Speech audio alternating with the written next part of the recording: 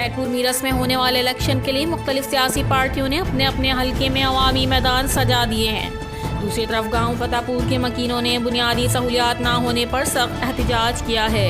तफसीलात के मुताबिक पूरे पाकिस्तान के साथ सिंध के इलाके खैरपुर मीरस में सियासी सरगर्मियाँ तेज़ की गई हैं।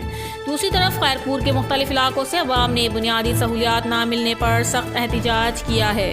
खैरपुर मीरस के कदीमी गांव फतेहपुर को बिल्कुल नज़रअंदाज करने पर गांव फतेहपुर के मोअज़्ज़िज़ीन ने सख्त एहतजाज किया है। गांव वालों ने एहतजाज करते हुए इंतज़ामिया से मुतालबा किया है कि गांव फतेहपुर से निकलने वाली सड़क मट्टी में तब्दील हो गई है। मुख्तलिफ जगहों पर झाड़ियाँ और दरख्त नज़र आते हैं। गांव के किसी हिस्से पर सालों से तरक्याती काम नहीं किया गया। एहतजाज करने वाले मोअज़्ज़िज़ीन में वडेरा रमज़ान, वडेरा रहमतुल्लाह राजबर, मोहब्बत खान थेबो, बादशाह डीनो थेबो, नदीम अयाज गुलाम अली मंगनार, अरफान अली थेबो और दूसरे मोअज़्ज़िज़ीन शामिल थे। रिपोर्टर गौस बख्श थेबो, तहसील गुम्बट, खैरपुर मीरस, CCN न्यूज़।